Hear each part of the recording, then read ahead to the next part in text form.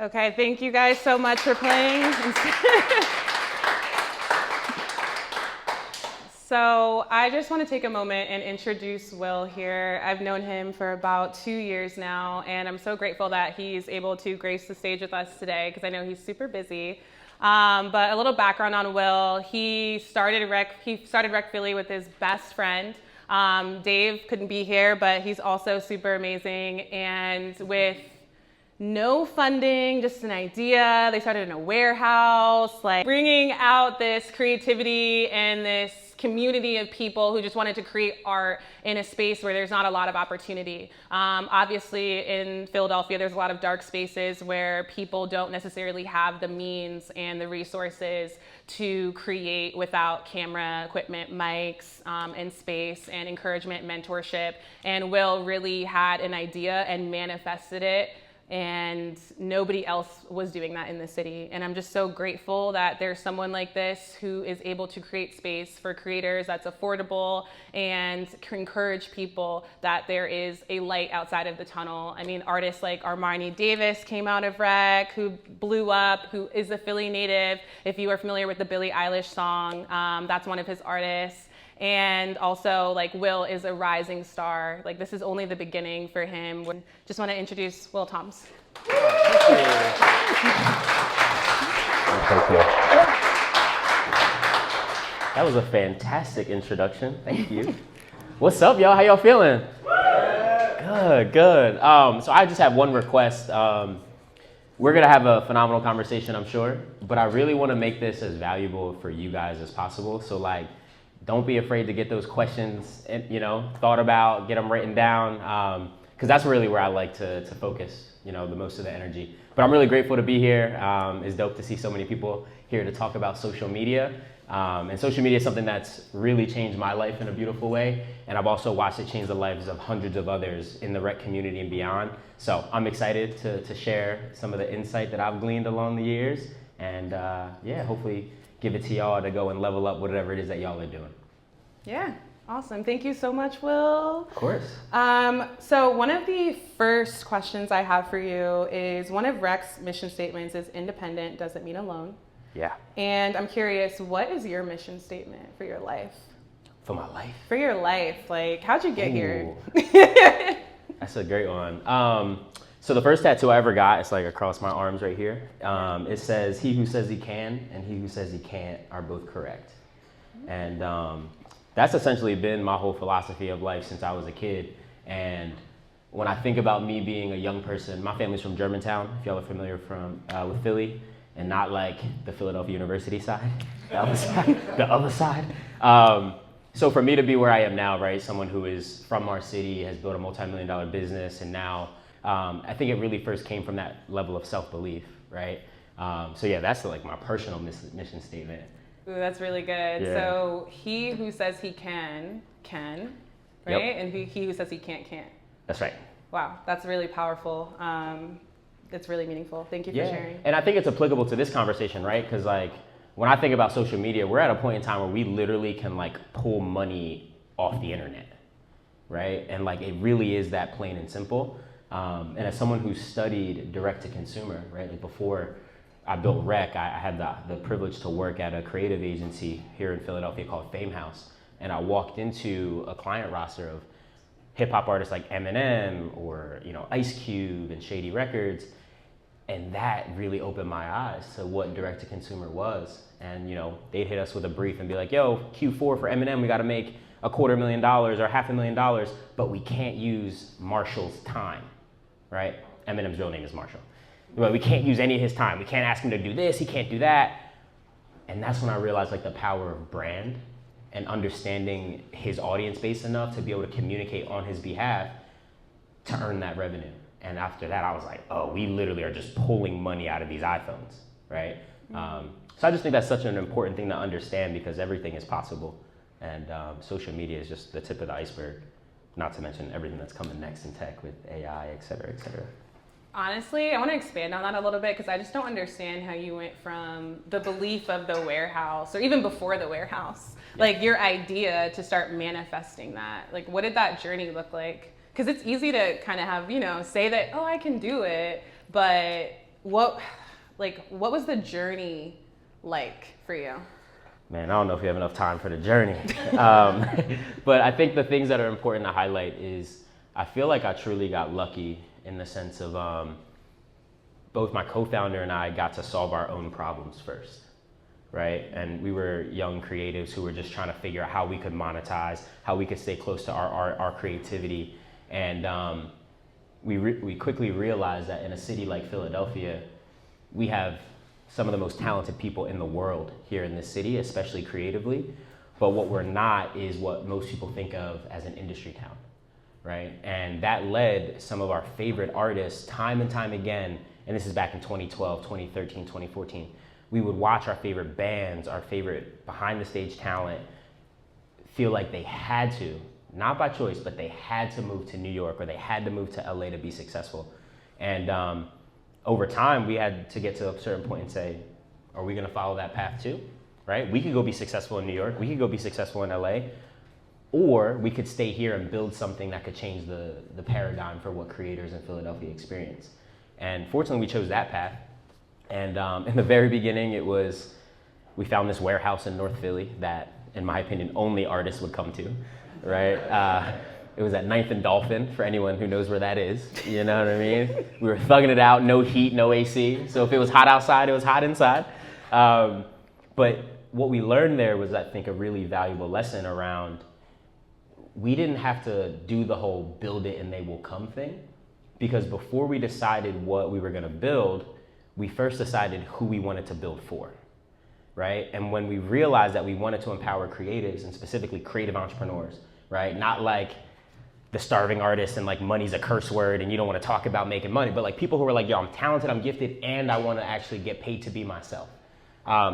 We wanted to build for those people, and we got to a point where we said, yo, we have an idea, but let's go to those folks and say, yo, what do you need, right? Let's ask the people who are moving to New York and LA, why are you doing that? And what we found over a course of time was resources. I'm going to New York because I believe that that's where the resources are for me to create at the highest level. I'm going to New York because that's where the people are that I perceive that can help me monetize my talent. And I go there because that's where the serious creators are that I can be in community with. And we said, okay, how do we build that here? So that was the beginning of the journey. We did that at 9th and Dolphin. Before we knew it, we had a bunch of homies that would come through this warehouse space that we built. And that's when we're like, all right, well, if y'all are gonna keep coming and rent's gonna keep coming, let's figure out this membership club situation, because like we can invest all this together and be able to create a resource set that everyone could tap into. And once we had like 300 and something members, we said, all right, we can't be sweating it out in the middle of the summer anymore. We were like inviting like industry professionals to come give talks, and it was just, it got nasty. But that allowed us to have the confidence to raise some money and do it, you know, on a higher level. And now we're over at the gallery, the fashion district. It's always gonna be the gallery to me. Real Philadelphians know. But the journey was, hey, let's just build this thing that we know folks need. And it grew over time. It was an iterative process. And then after that, we got to get that opportunity to do it right at the fashion district, build a state-of-the-art facility, got to over 1,000 active members, and that's just a blessing. Woo! That's awesome. So just for context, what year did the warehouse journey start? Yeah, that started in 2015. 2015. Yeah, so like the idea of Rec started in 2015. We were just thugging it out, kind of just creating and building this clubhouse culture. But then 2018 is when the model of Rec as it exists today was formed. And just for clarity for anyone who doesn't know, it's essentially a two-part model. We have this membership club where creators can pay to have access to the space, 14 private studios, from podcast studios, recording studios, design studios, editing stations, 300-person Live Nation venue, co-working, the whole nine. But then on the other side is our creative agency. So that gives us the opportunity to work with brands like Comcast or Cash App or T-Mobile, and they come to us for creative services. And as we secure those deals, we go right back into our membership base and hire our members to help us do that work. So 2018 is when the membership came. Then we realized, whoa, we have all these amazingly talented people. This is also, we are valuable to the business community. And yeah, then it just kind of morphed from there. And what year did Rec in the Fashion District open? December of 2019. Wow. A ripe 3 months before Miss Rona came through and said, we busting up all the plans. Can you talk about that? Like, what happened during the pandemic? Did it Yeah. make your demand stronger for creatives to come in, or? Yeah, that's a great question. So first, just for context, right? We were thugging it out in this warehouse for years, right? And we finally got to like the highest point ever as an entrepreneur. We're like, yes, beautiful space, it's gonna be amazing. And then literally 3 months, and I'll never forget, the month that March, right, when Corona came through, we had 19 events on the calendar for that month. And the final event that was on the calendar, I believe it was March 12th, was Damon John was doing his book talk. I was doing a fireside chat with Damon John. And we were afraid that he wasn't even gonna come, right? Because Corona was there. But it was a defining moment for myself and my business partner as entrepreneurs, because that was the first time we had to, one, step back and say, well, what is our mission, right? And how do we uphold that mission outside of the four walls of this space that we just bet our lives on to build, right? We invested millions of dollars to build. And I think that taught us something really special, which was that, yeah, people come to Rec for the tools, but really what they stay for is the community.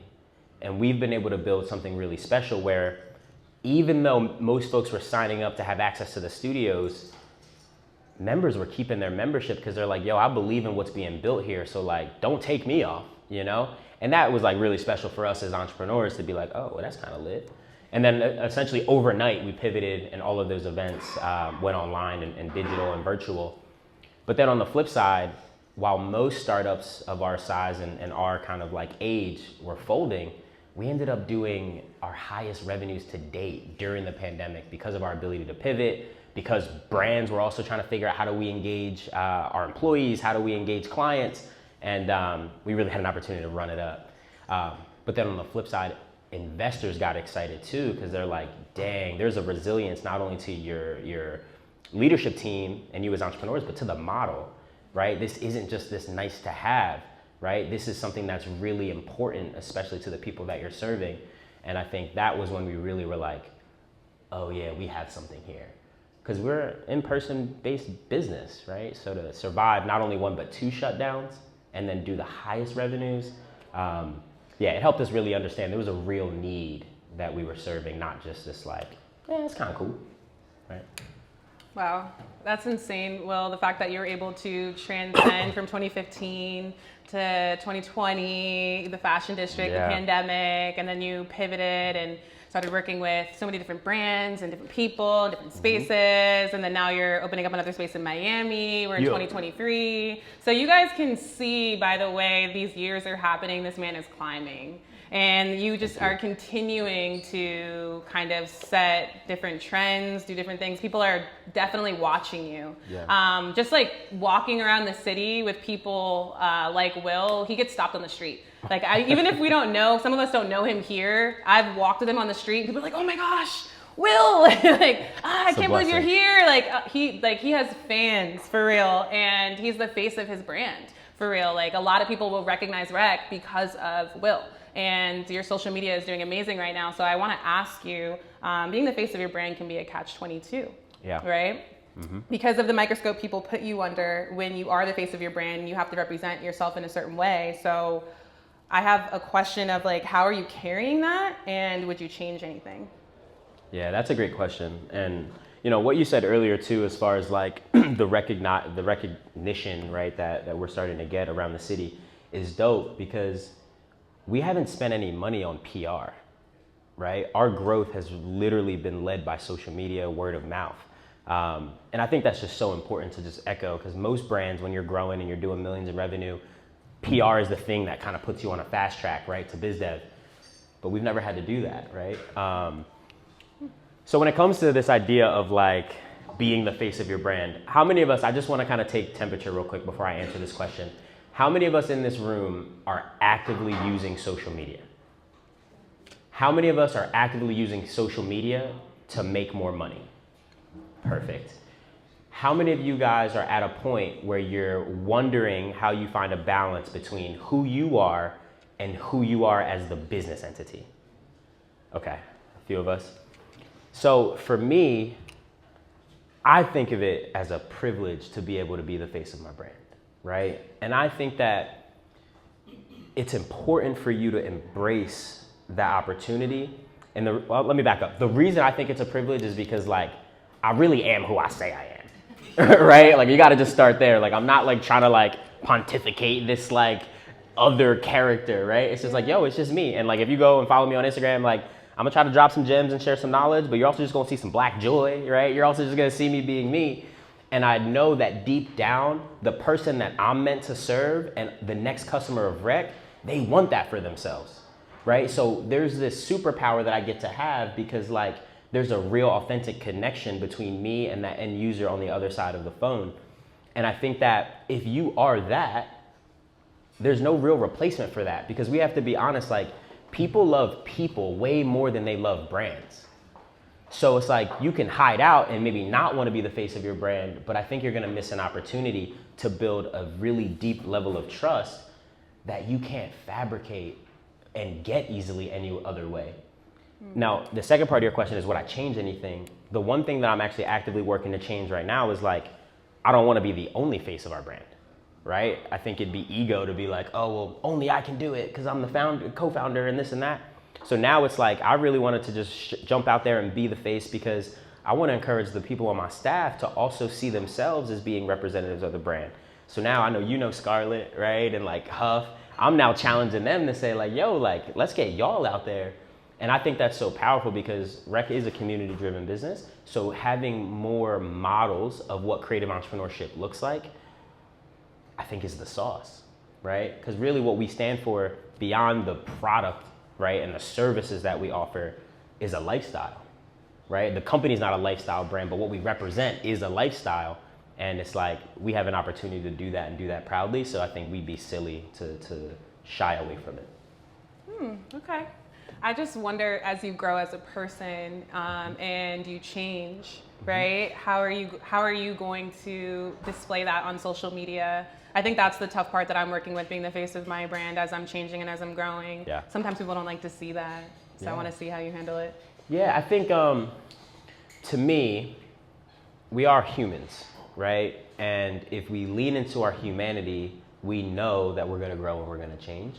I think the only way you get in trouble on social media is if you try to be too many things to someone at once, right? So for me, it's like, yo, I gotta recognize who I am and who I am to my audience and be that to the fullest, knowing that in 3 years, or maybe even less, maybe in 18 months, maybe in 6 months, I'm gonna be a different version of myself, and then I'll shift there.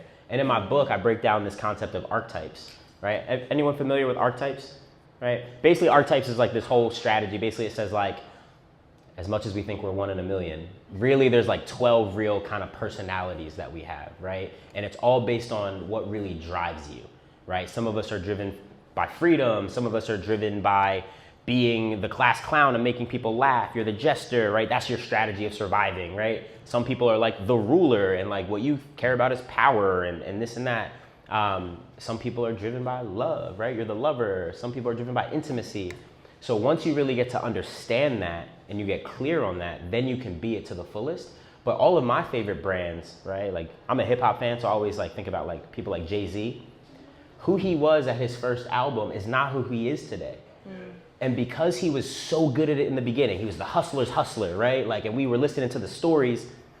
After that, he did it so well that then he gave us the blueprint to how to do it. So it went from being like this relationship to like this, right? Beyonce is like this. Solange, though, is like, oh, that could be my sister. She's like this. And they get that. But Jay-Z went from being the hustler to then being, which is like the hero archetype, to then being the ruler archetype. And then he got to this point where now he's like getting people out of prison and he's doing this social justice reform thing, which is beautiful. But now he's in like sage mode. But he did every one of those versions so well that we now gave him permission to evolve into the next one. But the second he tried to be the hustler at the same time being the sage and then the next day being this, then we'll be like, we don't trust you anymore. Because we might not have the language to say why, but a fan is just gonna be like, I don't get it. And what they're really trying to say is, I don't know who you're trying to be to me right now. I don't know what our relationship is supposed to be. And that's why I think a lot of brands get in trouble on social media when they try to insert themselves into current events conversations, when they don't know how to stay themselves while they do it, right? And there's certain brands that do it incredibly well. I'm thinking like Home Depot, right? Or like these random brands that are like, why are you talking about this topic right now? But they can get it across. But there's other brands that like try to switch and be something that they weren't the day before because it's a trending topic, and then they lose all the trust of their audience. And it's a fine line. But I think sink into who you are at that moment and be that to the fullest. And I believe that your audience is going to give you permission to grow and change.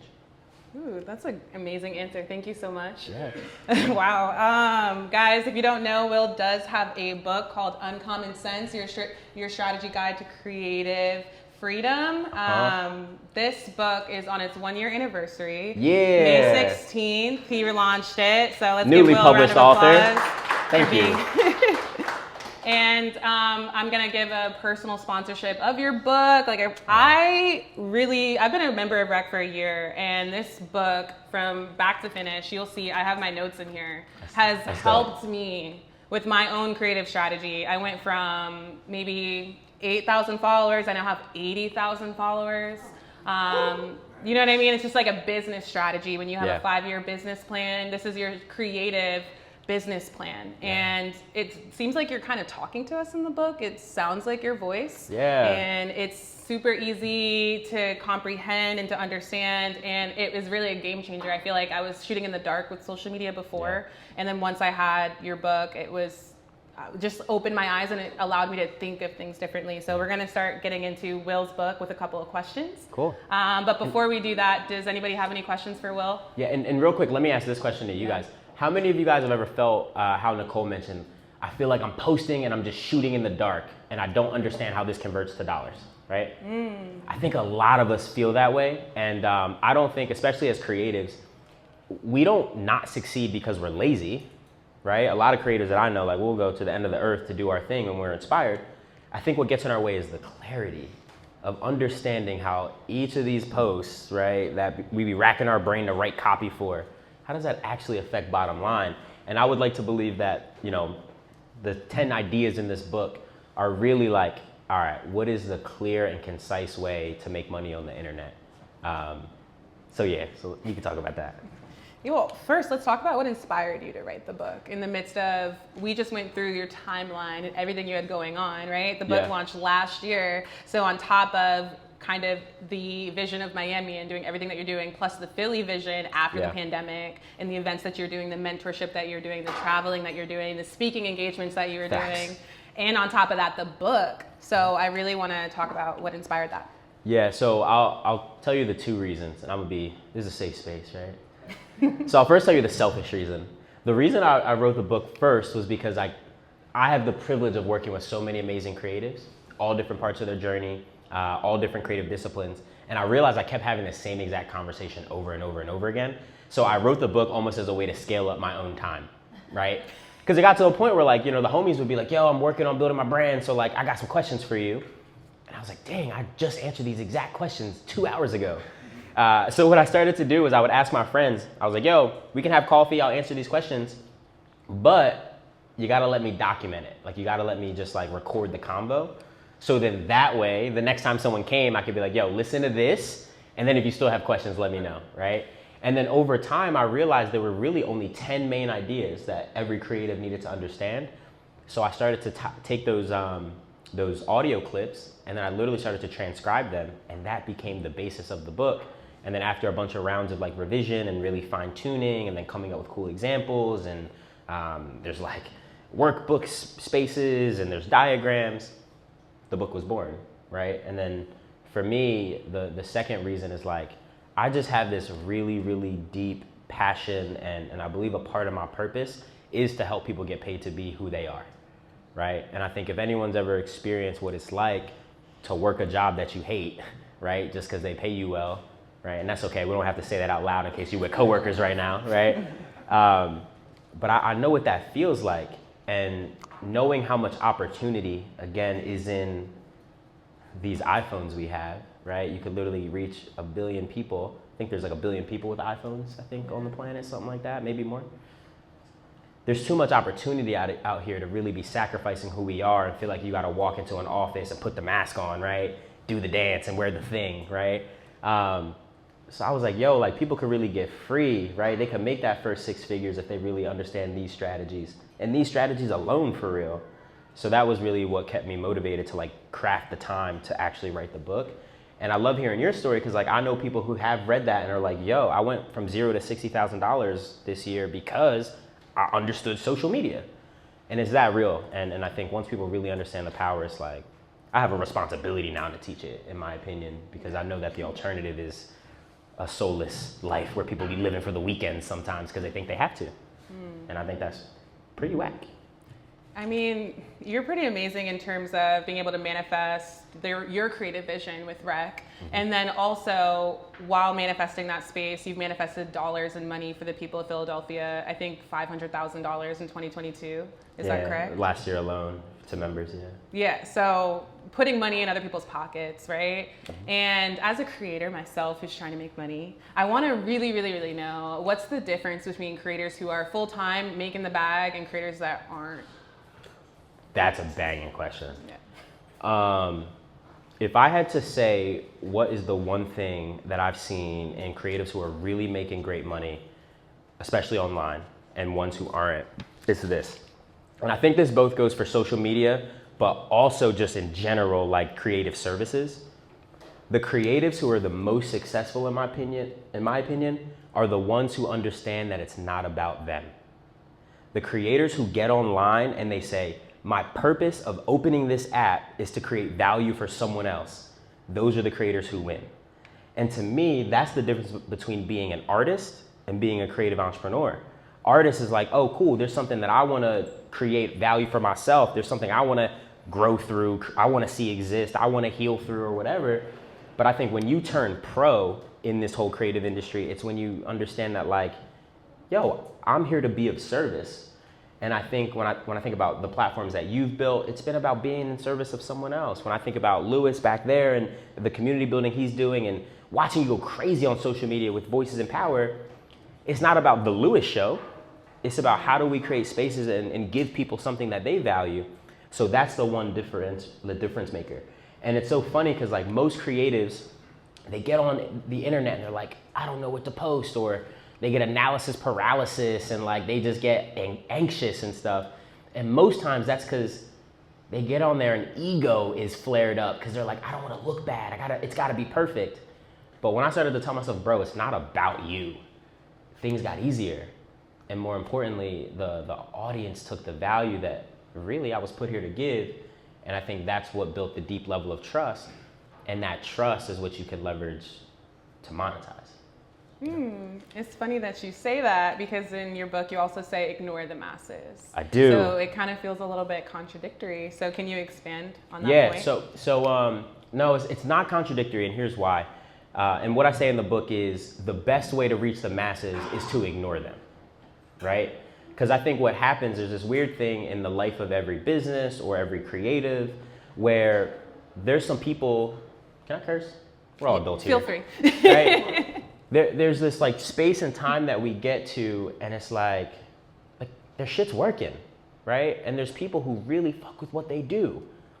But that group of people might only be, I got 1,000 followers, right?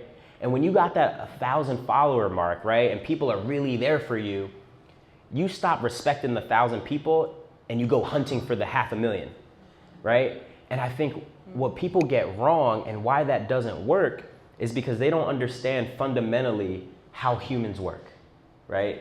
So Simon Sinek and Malcolm Gladwell, these are guys that I really think get this whole people thing, but then also because they understand people, they understand the internet, right? Because the internet is just a bunch of people. There's this philosophy that they break down that I break down in my book. It's called the law of diffusion of innovation, which is really just a fancy way of saying how shit spreads.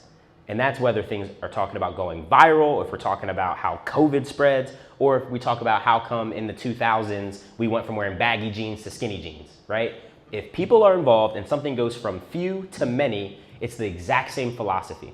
And what I think is most important for us all to understand is that there are like 5 different types of people who are involved in every trend, right? Real quick, it's the innovator, the person who actually comes up with a new idea, right? They build something and they want to put that in the world. And there's not that many people in the world who are actually building new shit, right? And as creatives, sometimes we forget that. But then after us as innovators, there's the early adopters. And their role is incredibly important. These are the people who literally like love to find new things. They love to try new technology. They love to hunt for the most obscure artists, right? A part of who they are to themselves is I'm the one who puts other people on to new things, right? It's exciting, it's new. But then after the early adopters, now we start getting into the majority. The early majority, the late majority, and that's the biggest audience of people. Those are the masses. But those people don't care about us as innovators. The early majority doesn't care about what's new, what's exciting. They're not, looking for the latest iPhone. They don't want what's new. They just want what works.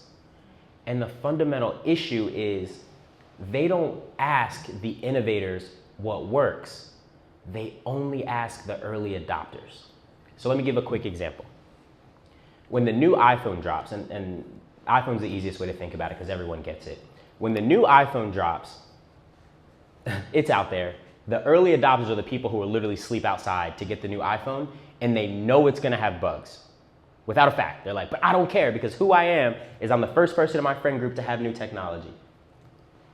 But there's a whole different group of people in the early majority that are like, no, I don't wanna have the new iPhone. I don't really care, because they just wanna wait till it actually works. Those are the people who are gonna read 15 articles to compare it to the Galaxy S3 and this, and that, right? And some of us might be those people. They're like, I want the best phone possible. But who writes the articles that they read? The early adopters. So they literally only make their purchasing decisions based off what the early adopters say. Not the innovators, not Steve Jobs. I'm not listening to Apple, I'm listening to those people. The next bucket of people are the late majority.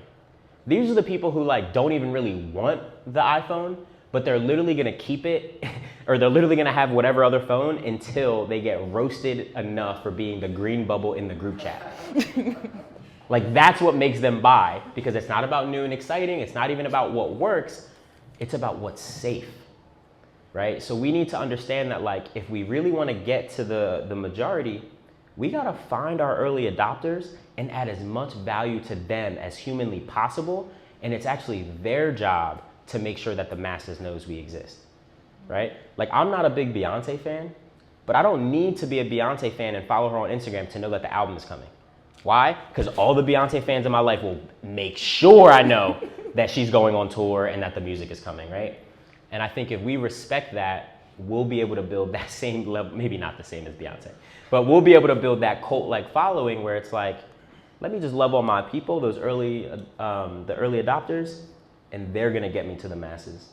And there's such a foundational mental shift from the early adopters to the early majority that they literally call it the chasm, because they say that most artist careers, most businesses, most startups die before they can make that shift from early adopters to the early majority, right?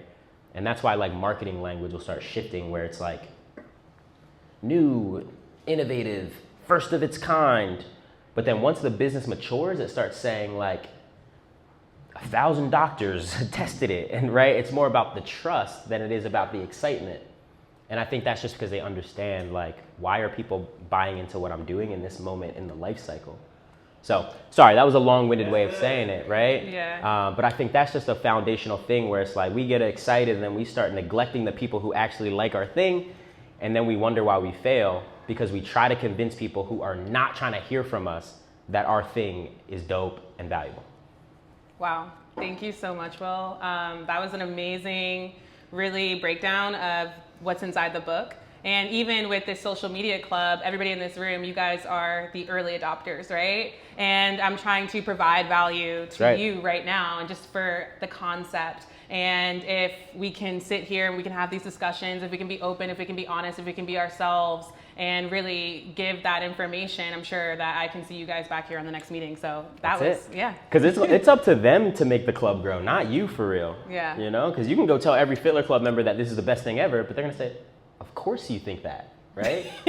Even for me, I'm telling you how cool rec is, but it's I'm biased. But if my rec members are no, this is really dope, it's a whole different conversation, right?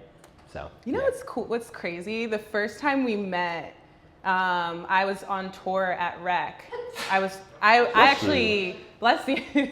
I actually knew about Rec because of Lewis's event. Lewis is sitting right there, Voices in Power. Shout out Lou. Yeah, shout out Lewis. I didn't even know what the space I was in until like 3 events in. And I was like, oh my gosh, it's a creator space. That's crazy. And then I took a tour. Will was sitting on the couch just editing. This is your days when you were doing your own video edits. And I was doing my tour, and I just kind of saw him in his own world, with headphones on, and I was like, excuse me, what do you think about the space? What do you think about the space here? Do you like it? and he sat back, and he was just like, I'm gonna let them answer that. Yeah. The creators that were there, and the expression on their face, the joy of how this space, especially it was around like the pandemic time actually, about how this space was a safe haven away from home. I don't even like to be home, but I like to be here. Yeah. And bless you. Yeah, it sold me. Would you call that the early adopters? Yeah. Yeah, they're the ones that got my membership. They're the ones that convinced me to join. So yeah, it's so love on those people who are your followers now, because they'll attract the new followers for sure. Absolutely. So, in your book, you defined a true fan as those who support you. From your words to your wallets. Is it? With their words and with their wallets. Yes. Yeah, and I'm not going to take credit for this concept. Kevin Kelly. Anyone ever heard of Kevin Kelly? A couple of us. Yeah, he has this whole theory. It's called bless you. Wow. Better not be Omicron. Just kidding. Kevin Kelly has this phenomenal concept called the 1,000 True Fans theory. And he basically says, we don't have to try to run out here and be Beyonce. If we can find 1,000 true fans, we can earn a living doing exactly what we want, no matter how obscure what the fuck we do is. And how he defines a true fan is someone who supports you both with their words and with their wallet. And I don't know if he used that cool alliteration. I might have came up with that, but it's so much easier to think about it that way. But like, we probably all know someone who like likes what we do and like they tell us how great we are. A lot of our families are like that. And then there might also be people who are like, oh, cool, you just did something, I'll buy the book, but then they never talk about it. But once you find those people who are like, oh, I like what you represent so much that I'm gonna go buy whatever it is that you're selling, and I'm gonna go tell all my friends how great it is, that's when you find that true fan. And the whole concept is, if you have 1,000 of those people and you can create enough value and also create the avenues for them to reciprocate that value through money, and that could be through event tickets, that could be through merchandise, that could be through whatever service that you actually offer.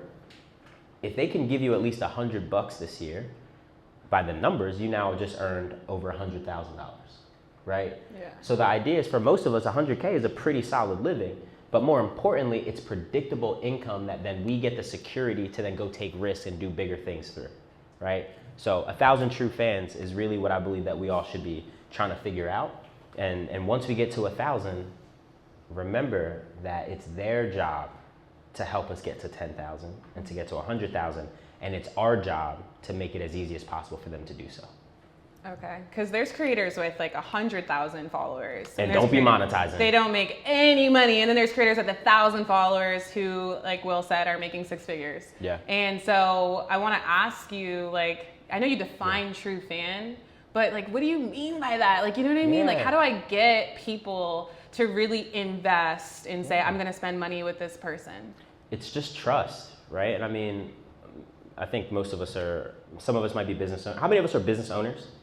Cool. All right, bet. So y'all know, business is a game of trust, right? So like, if you drop a product, you put out a call to action and no one moves, they're not going to say this to you, but what they're really saying is, I don't trust you. I don't trust you enough to follow you where you're trying to lead me, right? But those true fans are the people who genuinely trust you. And the way to get that trust is this big scary word called consistency, right? And like, when I say consistency, yes, we can think about it in the sense of like, am I posting regularly, right? The time way. But the other part is like, we have to remember as marketers, everything speaks, right? The words I'm saying to you guys is literally communicating something about myself, but also the way I'm dressed is also communicating something about who I am. Who you see me associating myself with says something about who I am, right? All of those things speak. So the idea is, if everything speaks, what are you saying, right? And a lot of people sometimes have a struggle aligning and building consistency between what they're saying in person and then what their digital representation looks like when I look at your Instagram and your website, and then what your customers say about who you are. And as soon as there's an inconsistency along any of those, the trust is broken.